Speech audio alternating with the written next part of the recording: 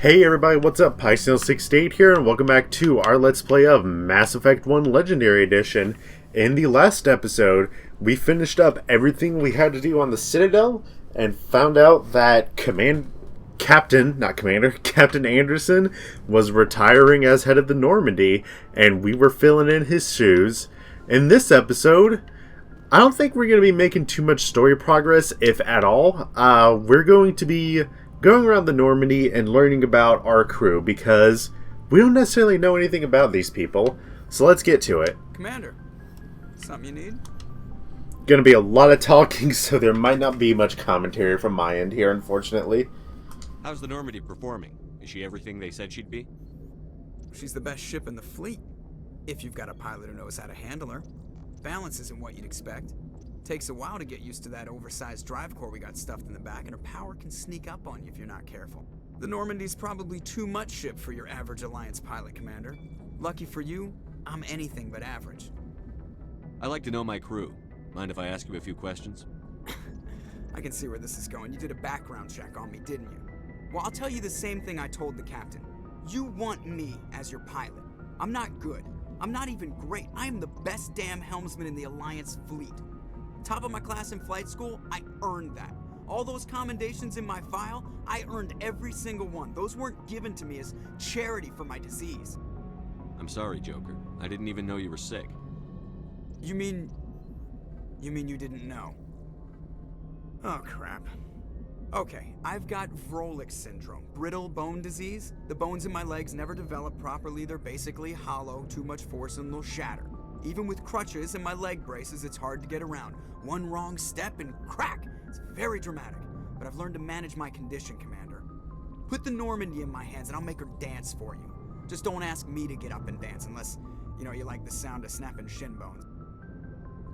Why does everyone call you Joker? It's a lot shorter than saying Alliance Flight Lieutenant Jeff Moreau. Plus, I love to make little children laugh. I was just thinking how much you remind me of Santa Claus. Look, I didn't pick the name. One of the instructors in flight school used to bug me about never smiling. She started calling me Joker, and it stuck. Why didn't you ever smile? Hey, I worked my ass off in flight school, Commander. The world's not gonna hand you anything if you go around grinning like an idiot. By the end of the year, I was the best pilot in the academy, even better than the instructors, and everybody knew it. They'd all got their asses kicked by the sickly kid with the creaky little legs. One guess who was smiling at graduation? I have to go. Joker's great. For those who couldn't tell or just don't know, he's voiced by Seth Green, who I've always just found extremely funny in anything I've seen him in, and he's in top form in this game, I'd say. Let's go on over and talk to Navigator Presley here. If anyone has to take over for Captain Anderson, I'm glad it's you.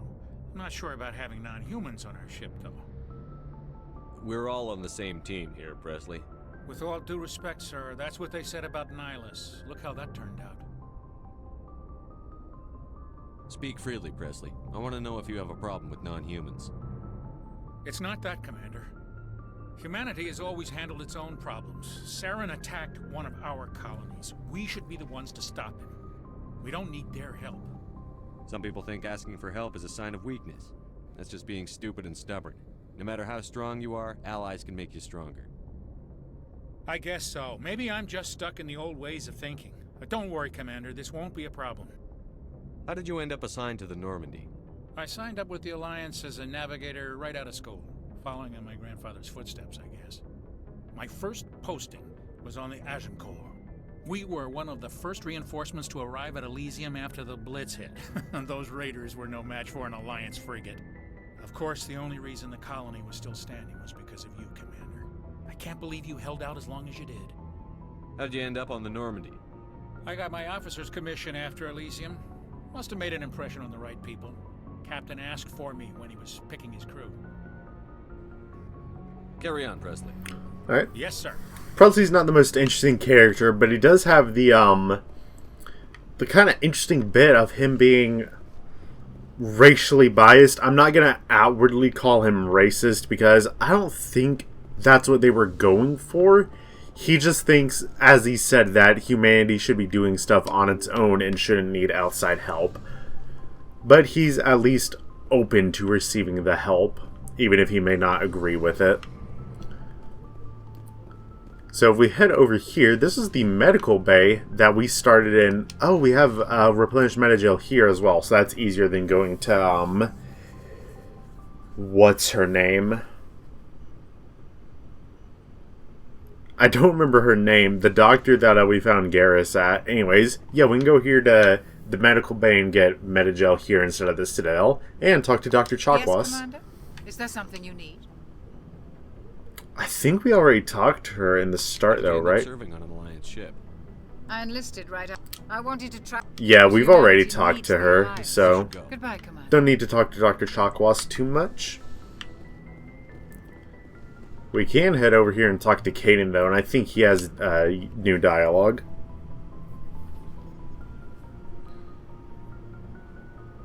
Anything you need, Commander? What's your opinion on the last mission?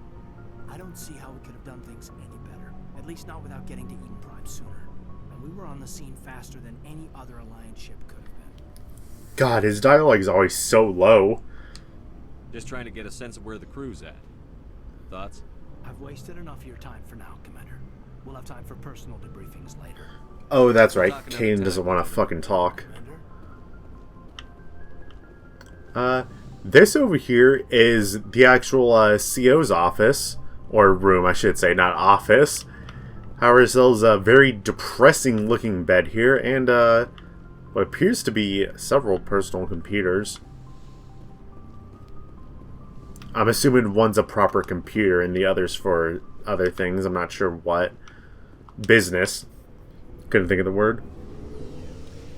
Anyways, we can go down this elevator to the lower decks of the Normandy. That's where we'll find, basically who I think are all of the more interesting crew members. Mainly the aliens down here, but... Hey, Commander. Looking for some extra supplies before you head out? What have you got? Whatever you want. Armor, weapons, mods. It's not standard Alliance issue, but that's not necessarily a bad thing. Well, as long as you don't mind paying for it. Why should I pay you for my weapons and armor? My stuff doesn't come from the Alliance. I have to purchase it myself, and it's not cheap. Hell, the licenses alone have set me back more than I'd like. But no licenses, no goods. Without the goods, I'm out of a job. What are licenses? Why do you need them? Manufacturers sell licenses. Each license allows me to buy and sell a certain brand of products. I already have several basic ones, but you'll need to buy more if you want me to bring in different brands. Many of the best licenses are hard to get, but they're well worth the cost if you can find them. What do the different manufacturers offer? There are too many for me to keep track of, but each license will explain what it's good for. How often will you get new items? Well, that depends on how many licenses you've purchased, but I'll rotate items on a regular basis regardless. And anytime we land someplace with a big enough port, I'll buy, sell, and trade whatever I can. But check back often. I need to move items quickly, so only the most basic items will be stocked consistently. Let's see what you've got. You bet, Commander. So yeah, right here we have our own requisitions officer on the Normandy, and that's what me buying the licenses so far have been for, is making sure this dude has stock for us whenever we go to him. There's not much here that I care for that he has right now, but yeah, use your own personal shop here on the Normandy in case you ever need anything.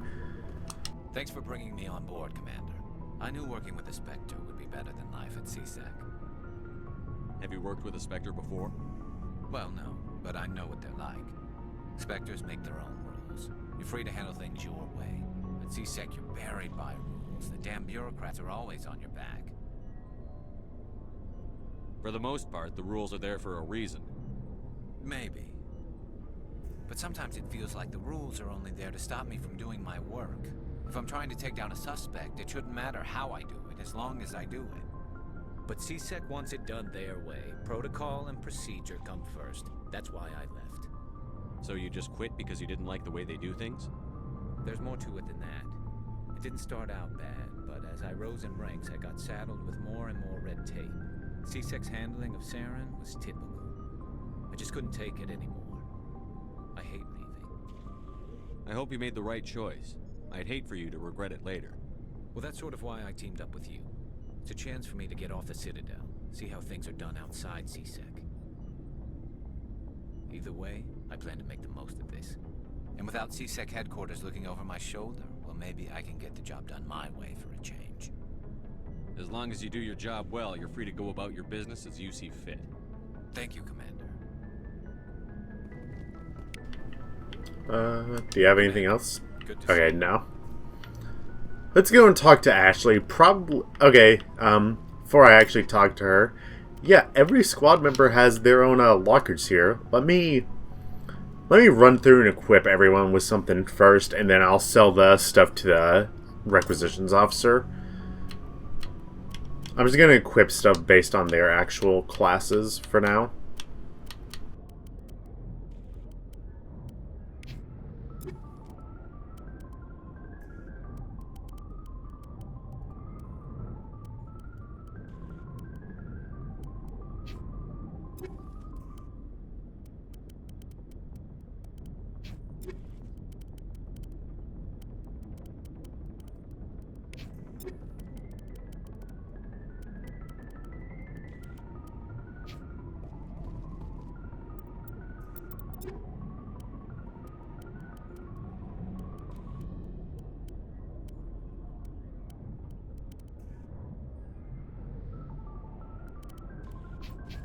Looking for supplies? Let's see what you get, Commander.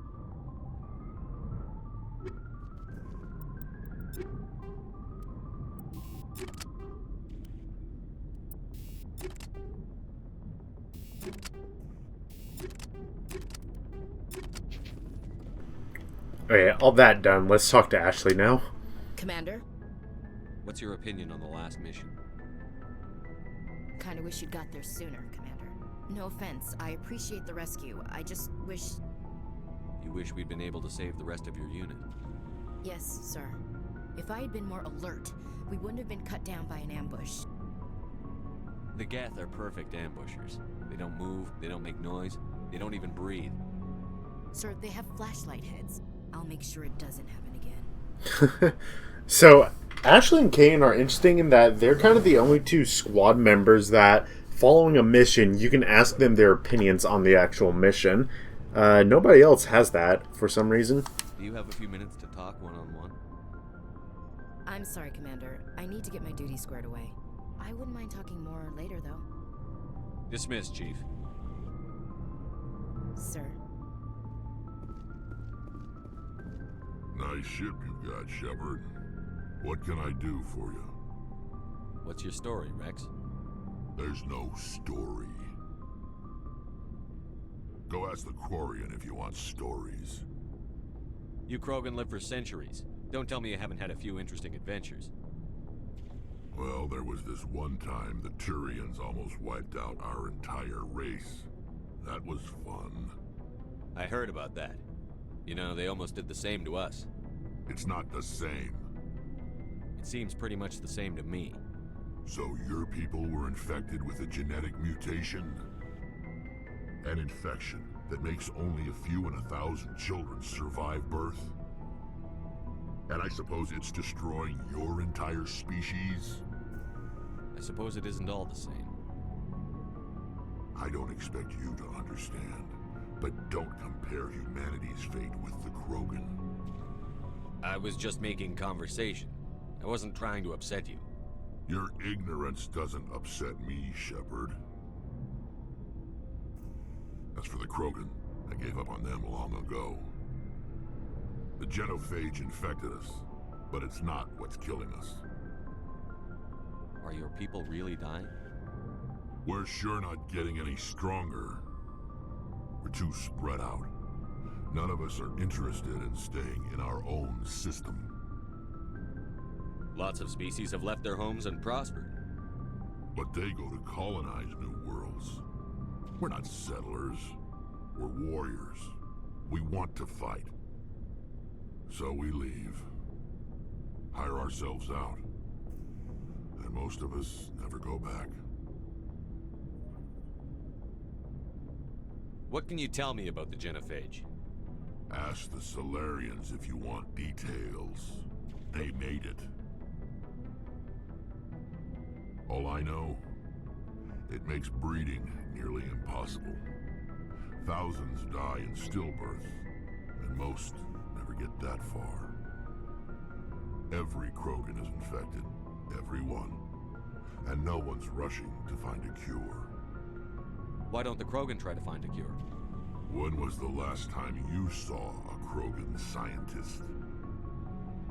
Ask a Krogan. Would he rather find a cure for the genophage or fight for credits? He'll choose fighting every time. It's just who we are, Shepard. I can't change that. Nobody can. So long, Rex. Shepard. So we kind of found out more about the Krogans as a whole there, which we haven't heard too much about them up to this point. Apparently they were nearly genocided for stuff they had done in the past by the Turians and the Solarians. Hey, Commander, you know that Quarian Tally? She's been spending all her time down here asking me about our engines. I'll tell her to leave you alone. What? No, she's amazing. I wish my guys were half as smart as she is. Give her a month on board and she'll know more about our engines than I do. She's got a real knack for technology, that one. I can see why you wanted her to come along. I figured she'd be a real asset to the team. You've got an eye for Tally, Commander, but I'm guessing that's not why you came down here. Fill me in on the IES stealth systems. How does it work exactly?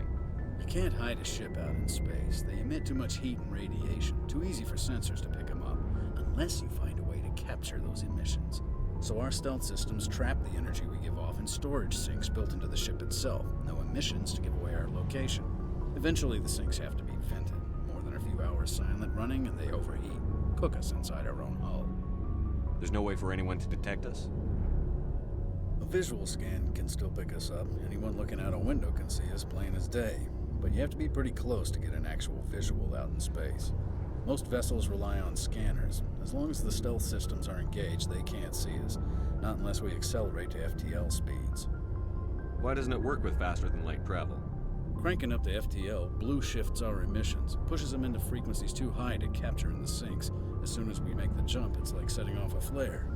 Sensors can pick up our location whenever we enter or exit FTL flight, but for short-range missions, our stealth systems are amazing, and we've got the only one. I want to know more about the Normandy. She's the best ship I've ever served on, probably the fastest vessel ever designed, and she's the only one using the new Tantalus drive core. What's so special about the Tantalus drive core? Proportionally, it's about twice the size of any other vessel. Not only are we faster, we can run at FTL speeds longer before we have to discharge the core. Where else have you served, Adams? If you name a class of Alliance ship, I've probably served on it. Everything from dreadnoughts and carriers right down to frigates like the Normandy. My last assignment was on the Tokyo, only a cruiser, but she was a good ship. Couldn't hold a candle to the Normandy, though. Carry on, Adams. Aye, aye, Commander. And finally, let's talk to Tali. Your ship's amazing, Shepard. I've never seen a drive core like this before. I can't believe you were able to fit it into a ship this small. I'm starting to understand why you humans have been so successful. I had no idea Alliance vessels were so advanced. The Normandy's a prototype. Cutting-edge technology. A month ago, I was patching a makeshift fuel line into a converted tug ship in the flotilla. Now, I'm sitting on board one of the most advanced vessels in Citadel space. I have to thank you again for bringing me along. Traveling on a vessel like this is a dream come true for me. I had no idea you found ship technology so interesting. It comes with being a Quarian. The migrant fleet is the key to the survival of my people. Ships are our most valuable resource. But we don't have anything like this. We make do with cast-offs and second-hand equipment. We just try to keep them running for as long as we can. Some of the fleet's larger vessels date all the way back to our original flight from the Geth. I can't believe your fleet's still using ships that are 3 centuries old. They're constantly being repaired, modified, and refitted. They aren't pretty, but they work. Mostly.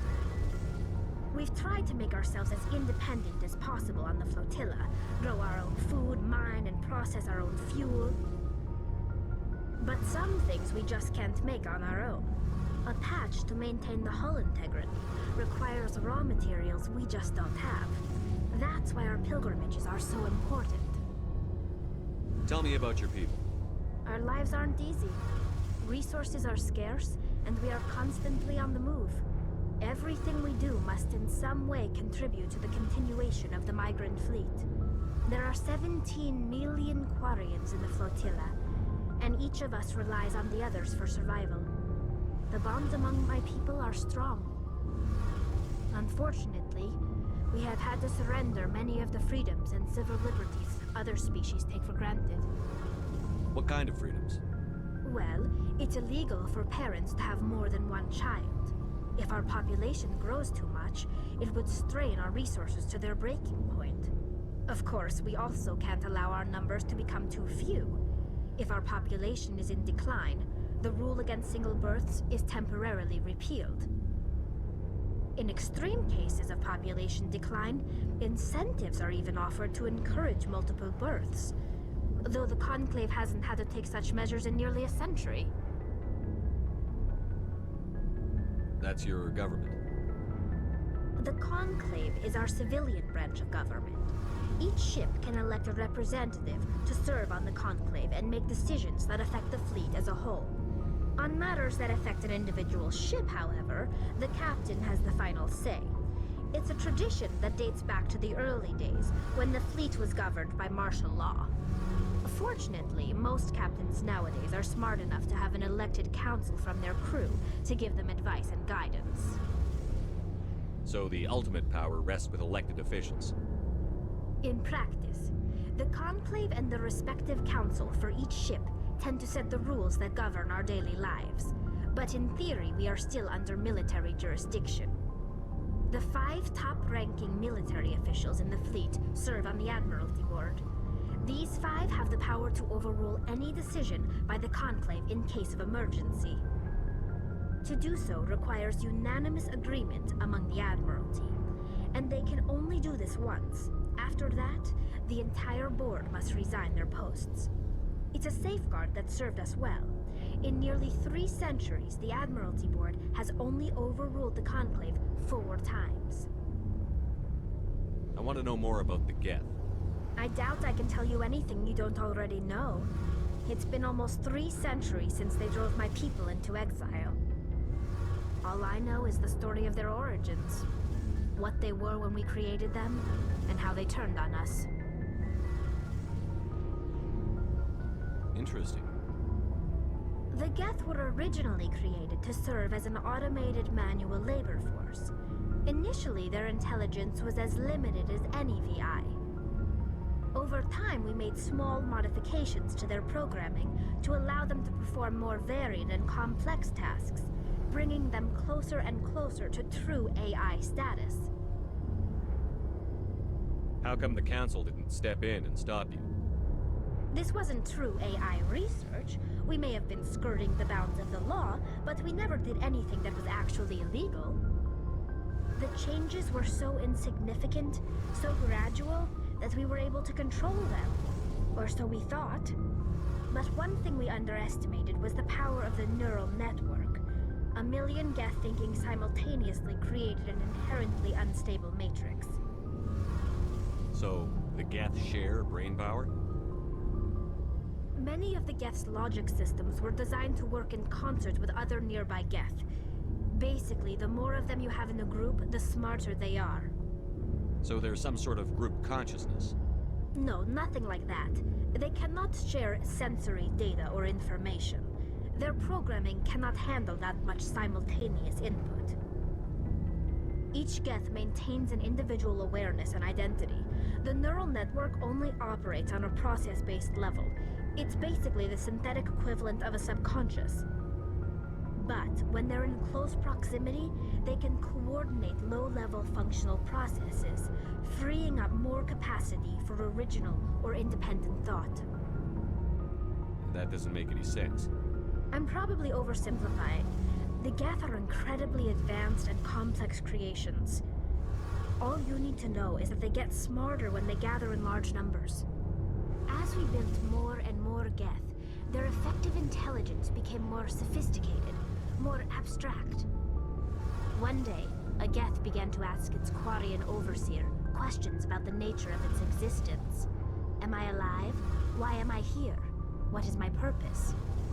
As you can imagine, this caused a near panic among my people. I don't see what's so bad about those questions. The Geth were created to engage in mundane, repetitive, or dangerous manual labor. That's fine for machines, but it won't satisfy a sentient being for long. The Geth were showing signs of rudimentary self-awareness and independent thought. If the Geth were intelligent, then we were essentially using them as slaves. It was inevitable the newly sentient Geth would rebel against their situation. We knew they would rise up against us, so we acted first. A general order went out across all Quarian-controlled systems to permanently deactivate all Geth. The Geth responded to this order violently. You can't blame them for fighting for their survival. We had no other choice. The Geth were already on the verge of revolution. By acting quickly, we had a chance to end the war before it began. The hope was that most of the Geth would still be little more than machines, incapable of organized resistance. But they had progressed much further than anyone anticipated. The war was long and bloody. Millions upon millions of Quarians died at their hands. In the end, we were forced to flee our own homeworld. We feared the Geth would pursue us, but they never came beyond the Veil. Now we drift through space, exile, searching for a way to reclaim what was once ours. It's hard to feel sorry for you. Your ancestors tried to wipe out another species. We made a mistake when we created the Geth in the first place, but we did not make a mistake when we went to war against them. If we had not acted, they would have wiped us out. They're a synthetic life form. They have no use for organics. None. Why do you think they cut themselves off from the rest of the galaxy? Why do you think they've killed every organic being who's ever tried to contact them? I didn't mean to offend you. I'm sorry. I didn't mean to get so worked up. Most Quarians tend to have pretty strong opinions about the Geth. I want to know more about the pilgrimage. When my people reach maturity, we leave our birth ships and seek acceptance with a new crew. It's necessary to maintain genetic diversity among the fleet. But no ship wants to accept someone who will be a burden on them. So, to prove our worth, we embark on a pilgrimage. We set out alone, leaving the flotilla and our families behind us. We only return once we have found something of value we can bring back to the fleet. This is presented as a gift to the captain of the respective ship we wish to join. If the gift is accepted, we are welcomed into the crew. Can a captain choose to reject the gift? That doesn't happen often. Most captains are eager to increase the size of their crew. It increases their own standing in our society. Even when a gift is not particularly valuable, the captain usually accepts it out of a sense of tradition. However, there is a stigma to presenting a substandard gift. It's not the best way to make a good impression on a new community. Most pilgrims don't return until they find something worthwhile.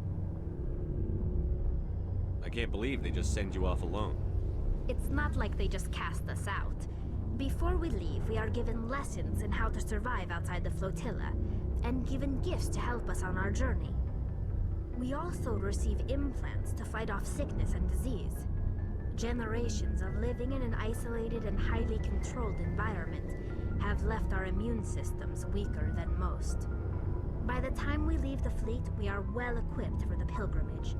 This is a rite of passage for all Quarians. If it were dangerous, our numbers would suffer. Virtually every pilgrimage ends with a triumphant return and the ritual presentation of the gift to one of the fleet's captains.